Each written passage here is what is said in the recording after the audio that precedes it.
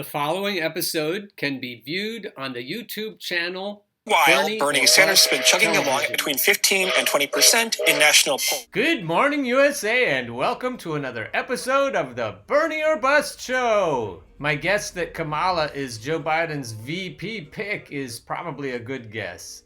Well, sometimes a news item is just so perfect. It seems crafted in a lab to precisely embody the rot at the nexus of business, politics, and neoliberalism. First, you'll recall that Biden was recorded telling a room full of fancy New York donors that nothing will fundamentally change if he actually becomes president. Well, now he is apparently seeking those donors' input on exactly who he should pick as VP if he wins the Democratic nomination. Brian Schwartz at CNBC has the scoop. Since Biden announced earlier this month that he plans to pick a woman as his nominee for vice president, leaders of Wall Street, Silicon Valley, and other industries have been reaching out to him in his presidential campaign about who they think should join him on the ticket, according to people with direct knowledge of the matter. And surprise, surprise, guys, guess who leads the pack? Kamala top-tier Harris. Makes complete sense that Wall Streeters and other elites would feel comfortable with Harris in the number 2 slot. She certainly fits the mold of seeming to have no set principles at all. They can sleep well at night knowing that if Kamala were to succeed Joe as president, nothing would fundamentally change under her either. After all, let's not forget, this is the same Kamala Harris who changed her campaign slogan with the season and pretended to be for Medicare for all, even co-sponsoring the bill when that seemed convenient, only to ditch it the moment that her donors and consultants informed her that they didn't approve. And let's not forget something that just happens to be highly, highly relevant at the moment. Guess who decided not to prosecute Steve Mnuchin for alleged abuses and illegal foreclosures during the housing crisis? That would be then California AG Kamala Harris. According to reporting by The Intercept and others, Mnuchin's bank One West was accused by top prosecutors in the state's AG office of widespread misconduct with regards to foreclosures coming out of that 2008 housing crisis. Harris's office did not conduct a full investigation and did not prosecute, and she never really explained why. So there you go. Perfect fit for the Silicon Valley or Wall Street tycoon looking to keep the too big to fail and too rich to jail gravy train rolling. Too big to fail and too rich to jail. That fits Kamala like a t-shirt. Michael Moore knows what the DNC isn't telling the rest of us. Now, he didn't come right out and say that Kamala was the pick, but listen to this description and see what you think. We're in deep trouble with Joe Biden. What exactly is Biden's problem? Why does he say the things? Where does his mind go when he's answering a question? What is that about? I'm not a doctor, I don't know, but when he's asked a question, as he was at one of the debates about the legacy of slavery, and he started talking about record players, I'm not going to go through all the things we call gaffes on his part, but they're getting more and more bizarre and more common and more intense, and so finally, I had to start making some calls. I had to start talking to some people whom I've known or whom I've met over the years. I don't necessarily know them personally that well, they're not close friends, but I figured they'd take my phone call. I figured they'd talk to me if I ran into them at some function or whatever. And so I want to tell you what I've learned from my private, not for attribution discussions with people that don't necessarily share my politics in the Democratic Party, but are good enough people that they were willing to confide their concerns and their fears to me. And I want to share some of that right now. Over these past days, there is not one longtime Democrat, well-known Democrat, party functionary, that I've spoken to that has not, off the record, admitted to me that there is a problem with Joe Biden. And when they say that, they are primarily speaking about that something has happened, something is wrong. What they describe to me as cognitive decline. I mean, I guess there are many ways to describe it. We all know it because we all have parents or grandparents or great-grandparents. We've all seen it. It starts to worry us, it starts to concern us, but it's not all the time. So, it looks like things are okay. And we're decent people. We want our elders to live a long and a happy life and have access to everything in life that they should have. And they shouldn't be denied it simply because they've gotten old. So that's why I think it's difficult for some people to discuss this, but we're talking about the fate of the country at this moment here. That's all I'm talking about. We're talking about beating Donald Trump, not Donald Trump crushing our candidate. And every person I've spoken to in these 10 days has agreed that there's a problem.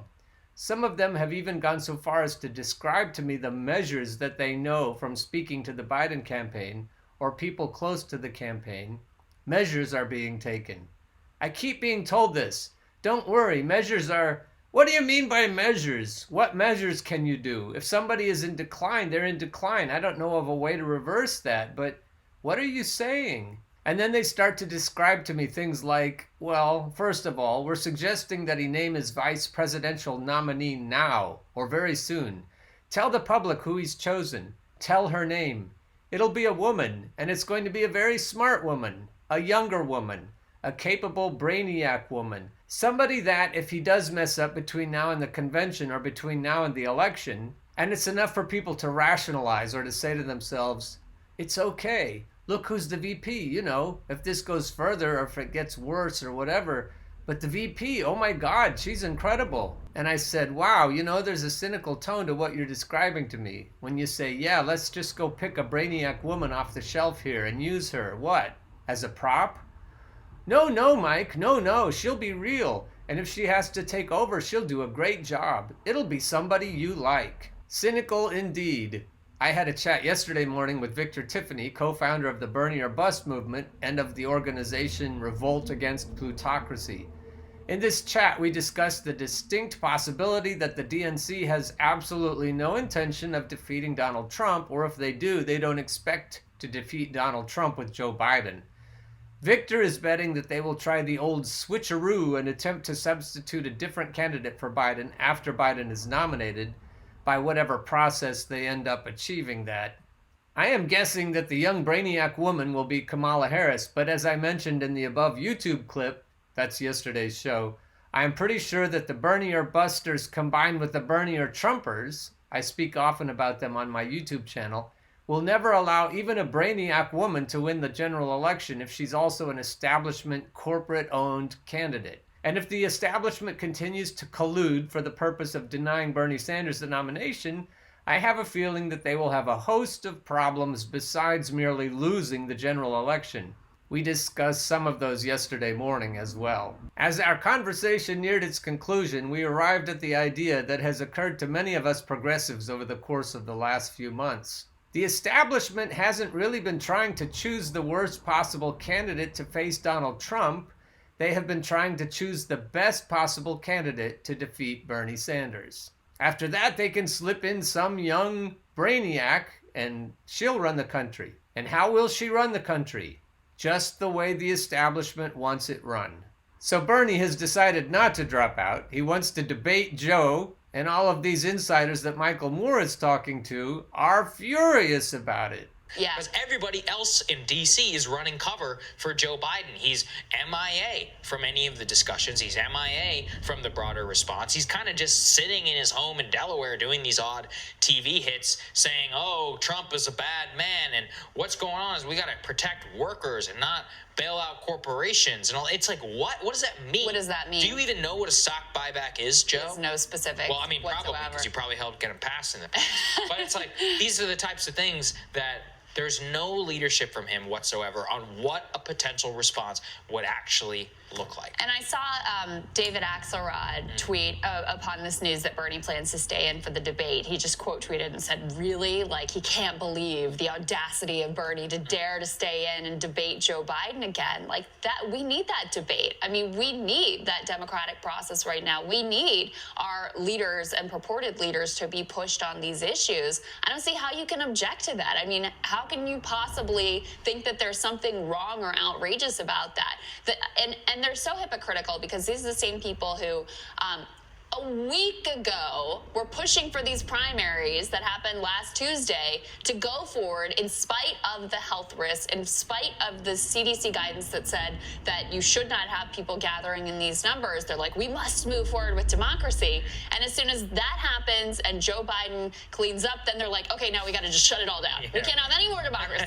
That was the right amount of democracy. No more democracy here going forward. There aren't even primaries for a few weeks. So this idea that like Bernie is forcing people people to go out and vote. No, you can pass mail-in ballot. There's a lot of things you can do, and they didn't seem terribly concerned about it last week when, you know, elderly people in Florida and Arizona in particular were having to congregate in long lines in like nursing homes, et cetera, to be able to cast their ballots. To add to that, by the way, Biden was out there, I can't remember which network he was on when he said this, and they asked him, do you think the Democratic convention should continue? And he said, yes. I can't think of anything more irresponsible. Wow. He's like, yeah, we should have a process. We have a process. We can't let these things get out of place. It's like, what? Like, and especially if you're the nominee, you can give a speech via satellite. Absolutely. You don't need to do anything. I mean, come on. We don't need to have a convention. Nobody needs to have a convention. But you know why the conventions are so important to them? Because this is where, like, coronation. Yeah, well, and not only that, but this is like donors get all kinds of special access, and this is like their week, and they get like special, you know, special goodies and special seats and special food. I mean, all is just like a celebration of donors, basically, is what a convention really is. And so, yeah, he doesn't want to disappoint his people and have them not get their perks.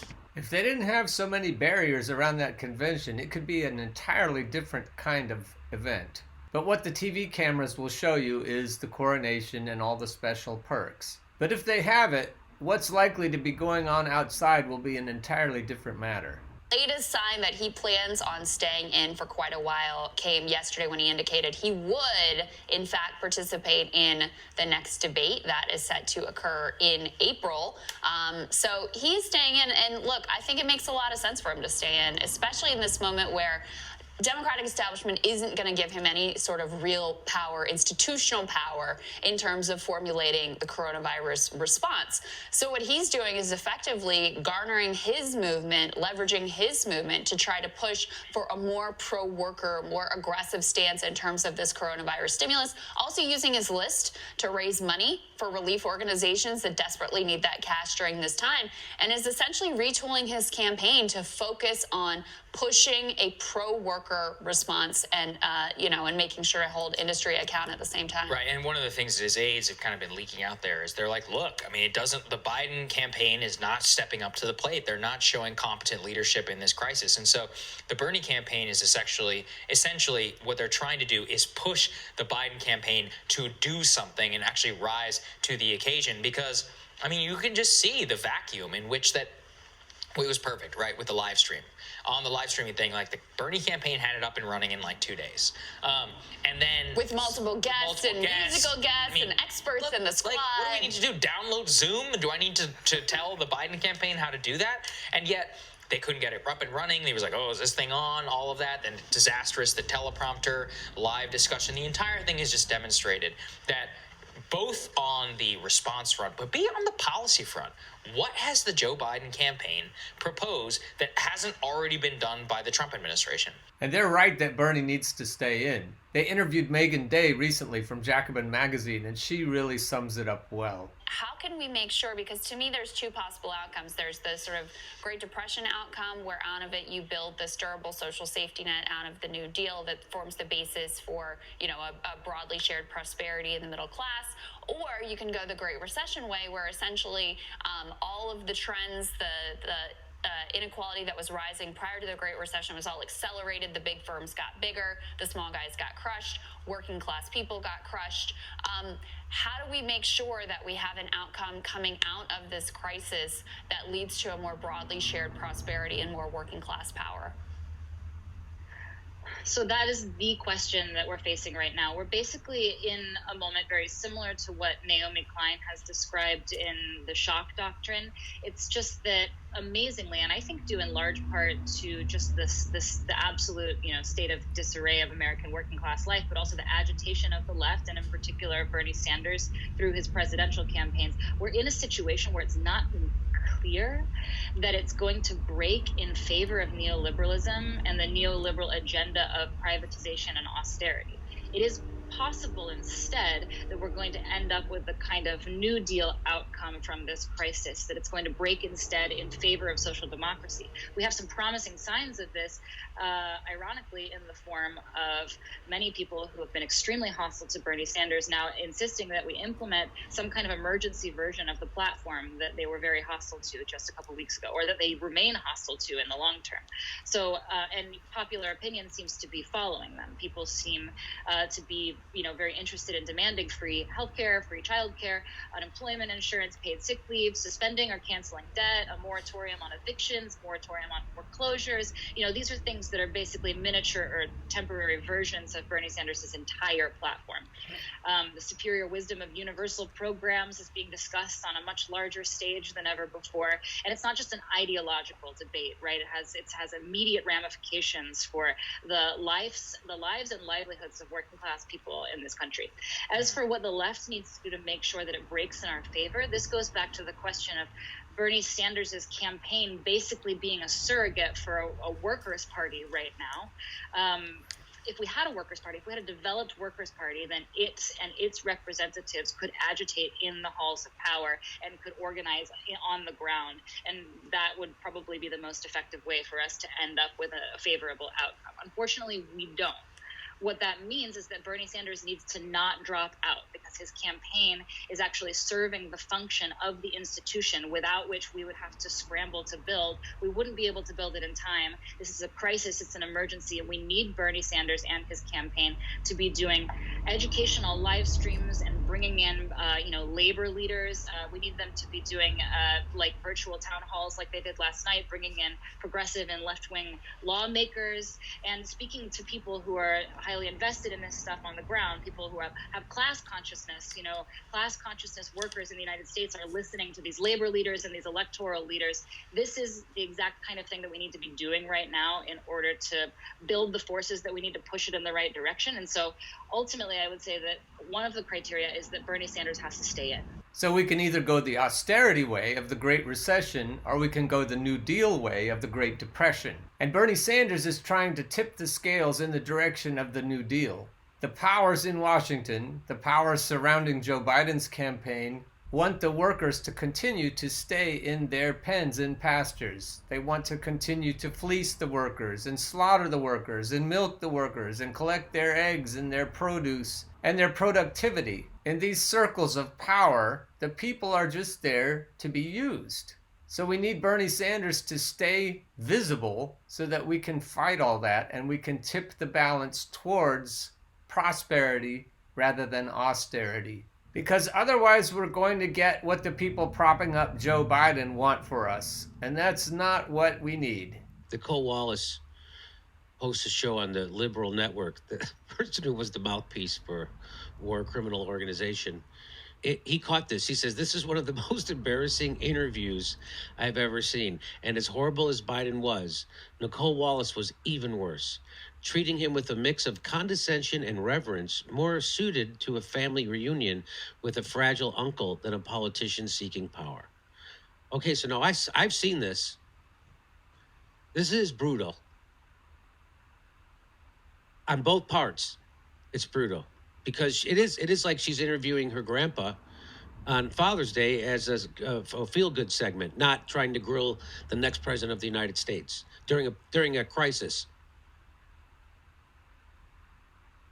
During the biggest crisis of my life, I would say this is it. Here we go. Watch this. Why doesn't he just act like a president?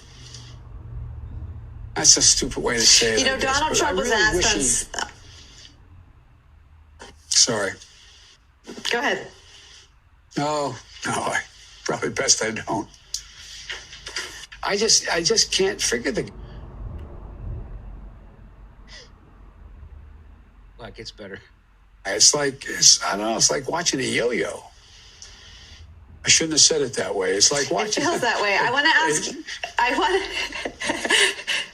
You want to see that again? Because I do watch Yes. This. Why doesn't he just act like a president? That's a stupid way to say it. Donald Trump was asked on... Sorry. Go ahead. No, probably best I don't. I just can't figure the guy. It's like watching a yo-yo. I shouldn't have said it that way. It's like watching... It feels that way. I want to ask...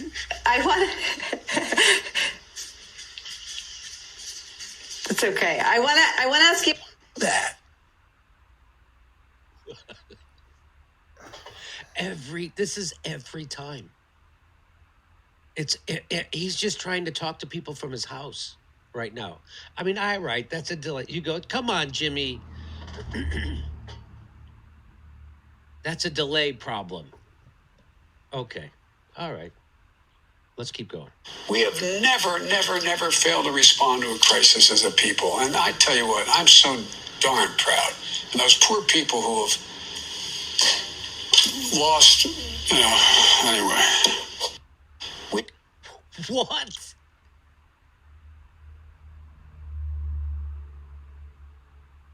This is This happens every time he's talking now. He loses his complete train of thought. We have never failed to respond to a crisis as a people. And I tell you what, I'm so darn proud. And those poor people who have lost, anyway. We have never. What? Oh, shit, it happened again. That's what he's saying. And I watched the video from yesterday where us making fun of him. And it is technically okay because they're in the process of lying to us about his mental condition. Right. And so it's okay to respond to that with humor and derision and, mocking, because they're mocking us. They're talking to us like we're fucking idiots because they think we don't notice. So what they're doing is way worse. What we're doing is trying to highlight how horrible this is by laughing at it. I mean, this is unbelievable. We have never failed to respond to a crisis as a people. And I tell you what, I'm so darn proud. And those poor people who have lost, anyway. And those darn people, who is this? What are we talking about? Katrina? Like, you can see it just, what are we talking about? Anyway. And he kind of just slumps, like, emotionally, like, it happened again on TV. This is Sarah Haynes. In Hot Topics, we talked about Trump saying the government would reassess the recommended period for keeping businesses shut and people at home. Are you at all concerned, as Trump said, that we cannot let the cure be worse than the problem itself? We have to take care of the cure. That will make the problem worse no matter what. This is Sarah Haynes. In Hot... What?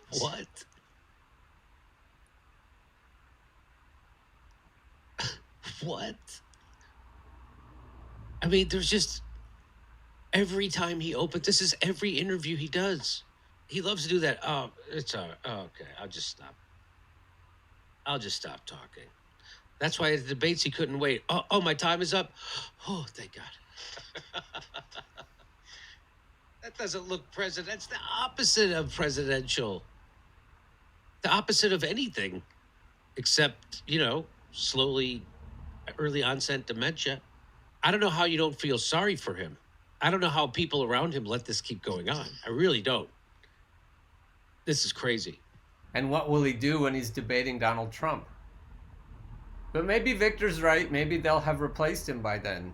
The old switcheroo. I don't know about you, dear listeners and viewers, but I'm going to put my yellow vest back on if that happens. Because the old switcheroo is nothing like democracy. And what we have is nothing like democracy. And if we want democracy, we're going to have to do something drastic. Thank God for Bernie Sanders that he's staying in the race. Get on board the Bernie bus train. Come get on board the Bernie bus train. Once you hear that clickety-clack, there ain't no time for turning back. Oh, get on board the Bernie bus train.